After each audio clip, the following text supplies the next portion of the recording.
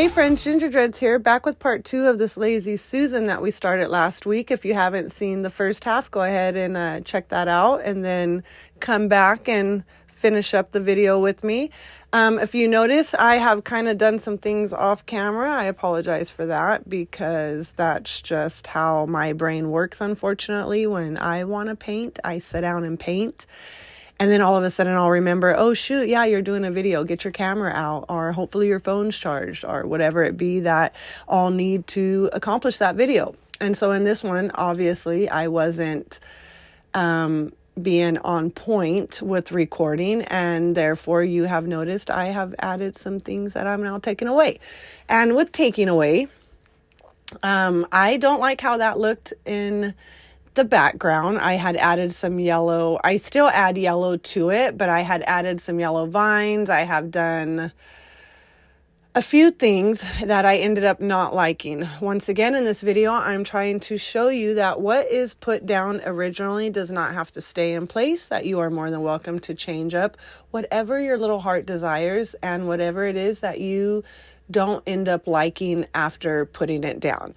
So again, before I go any further, this video is inspired by Angela Anderson. So if you haven't checked her out, please go watch her video of the mushroom inspiration. I also will tell you that she has more mushroom videos on her channel that is more probably in depth and a straightforward where she actually starts on a blank canvas and finishes on a completed canvas right in front of your little eyes. There's no cuts, clips, edits, mess ups, forgot to record parts at all. Hers is all done professionally.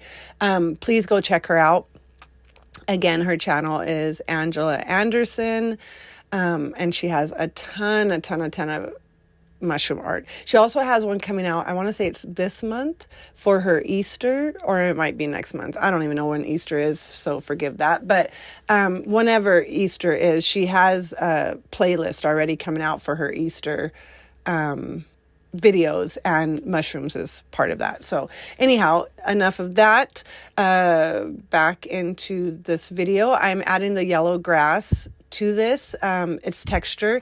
It's something, it doesn't look like grass, if I can be honest. It is what I call illusion art. So another thing I'm very much learning with becoming better at painting is what I like to call illusion art. Something that looks like shit up close, but is absolutely needed for the picture when you pull it back. So with this, the illusion art is what is that yellow stuff that's supposed to be grass. It's just a texture to put depth, to put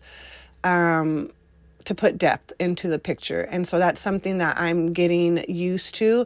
I don't know if you've noticed when I paint on these mushrooms that if that line is a slight bit crooked, I will go over that line 57 times to make the line straight. That is not natural art. That is my brain working the way that my brain works. Natural art is, a mushroom does not have a perfect stripe. It does not have perfect lines. The dots aren't perfect. Nothing about nature is perfect. And that is something I'm trying to acquire within painting each piece. I'm learning that illusion art is very, very, very important for a piece. There's another artist that I follow. He does a lot of illusion art. However, his art is what I call realism, or realistic, or surreal. I don't even freaking know what terminology to put, but that shit looks like it's a photo. He used to be an acrylic painter that painted over his acrylic with oil, and now I think he's just graduated to just oil painting. But when he does a landscape or a grass or a field or the sky, there is so much just shit layered that, again, up close, it looks like nonsense, but when you pull back, it absolutely puts the picture together. So that is what I have been experimenting with. And if you notice right now where I'm at, it's, again, applying more texture. Forgive me for not being able to record the little blue mushrooms that are all the way to the far left. I, again, must have turned the computer off sometime, and those are going to pop up later on in the video completed. That tall brown one that is more tan, that one also gets finished sometime when the camera was off, so forgive me for that. However, everything else that you're watching, I pretty much do on camera. I do speed through this one a lot more because if you notice how I'm holding the plaque up toward me, I do that quite a bit in this video. I think for ease of painting, and I think because we're truthfully supposed to paint like that. However, it makes it hard for you guys to see. And again, I'm trying to get my camera and just all of the recording techniques better. So unfortunately, it doesn't. Again, I speed through a lot of this as I'm holding the plaque up. Also, with this big red mushroom, I paint this sucker about 7 times. It looks different before I actually like how it looks. That's another thing. Oh, if you noticed, a lot of shit has been changed. I must have cut back in. I don't even know what's going on right now. I just know right now we're working on the big red lips is what I call them, but it's the big red mushroom. This mushroom right here got on my last nerves. I don't know why. I was expecting it to come out a certain way. I couldn't get it to come out that way. And you'll notice I layer on, I take off, I layer on, I take off, or I keep applying over. I don't take anything off. Let's just get real here. But I continue to apply more and more paint over it because there's an image in this big head of mine that I see, and for whatever reason, I couldn't get that paintbrush to apply that image. So, yeah, we'll be working on that big red mushroom for a while. Forgive me for being out of it today. I wasn't even going to be able to make the video. I'm not feeling my best. I'm still on my fast. So I'm actually in the verge of like breaking fast, but for whatever reason, I'm just having a down day and I just am out of it. So forgive the lack of enthusiasm in the video part of me doing this voiceover because I am pushing through for you guys. I truly did want to take the day off, but you know, sometimes you just don't get to do that when you're trying to hold yourself accountable. So with that, I'm going to let you guys watch me mess around with this big mushroom for a little bit. And I might add some music to this one so that I can take a break while I'm figuring out what to talk to you guys about next. Because I am extremely out of it today. And again, I am going to apologize for that. I probably should have just not made this video, but that's life and nothing is perfect, as we shouldn't pretend it is. So I want you guys to see that when there's struggle, there's real struggle. I mean, the reality of it is I want to have my ass in bed. I want to be covered up. I want to be sleeping, but I have a 20-minute video to talk over, and once I get that done, I can actually go and lay down. And that's what I will do. It's called accountability, my friends. And even when we don't want to, we must. So, I'm still messing around with this big red mushroom, spinning that plate around. Yeah, I'm going to put music on for you guys and allow you to watch the fingers do magic. And I will pop back on here in a little bit.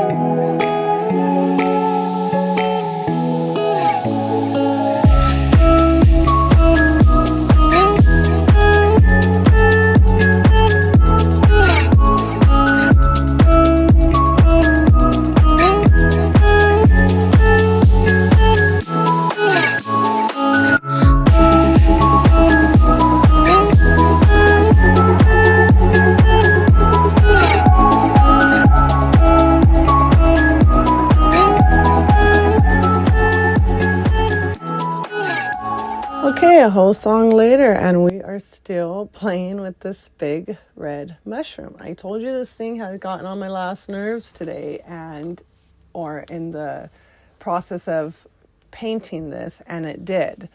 Don't ask me what I kept doing. I think I was trying to make it darker there. I honestly, at the moment of painting this, don't know what my brain was thinking, except for the fact that it wasn't, it just wasn't coming out the way that it was supposed to. It wasn't applying.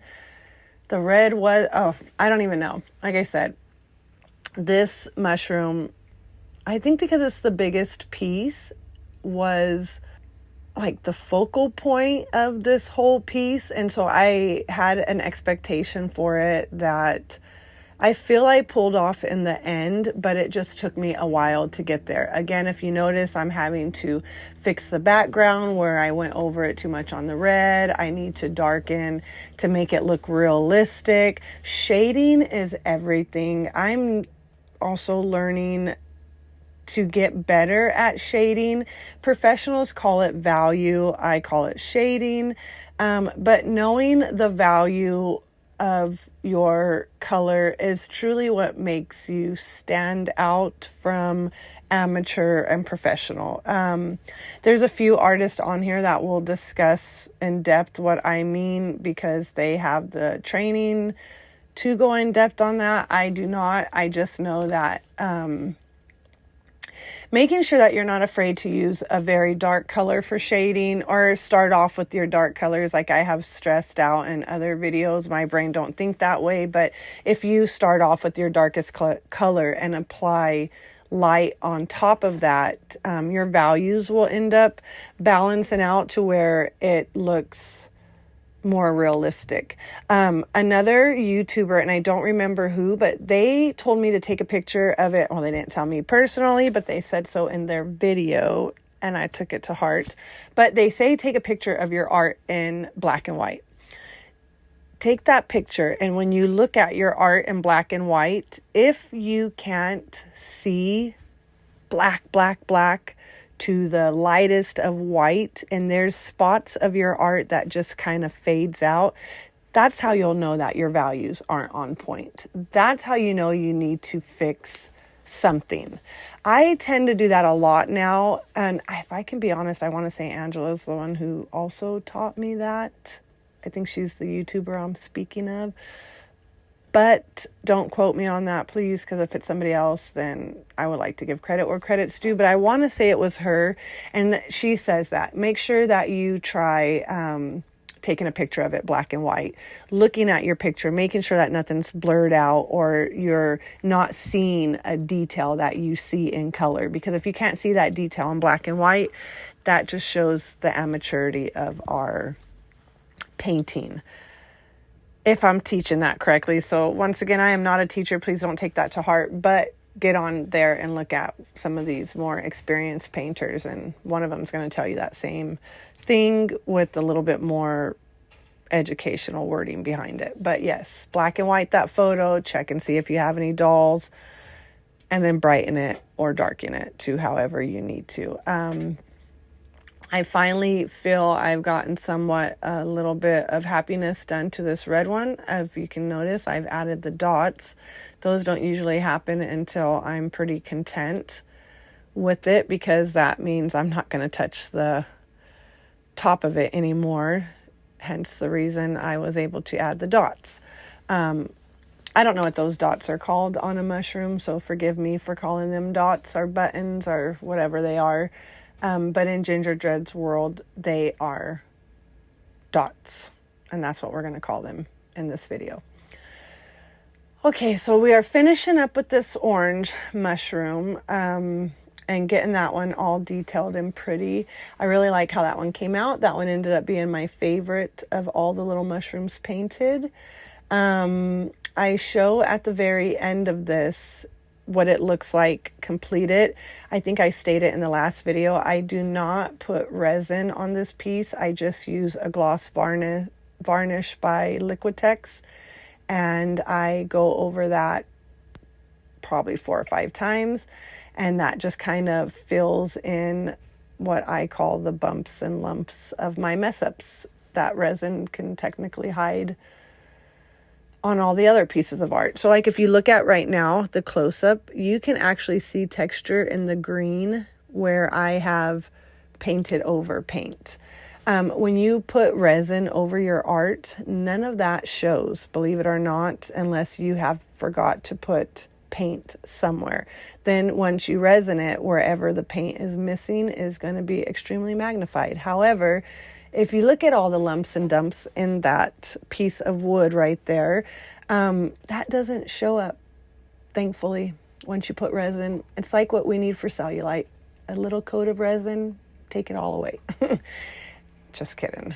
But yes, that is what I did to this piece when it was finished, was varnish it. And what else?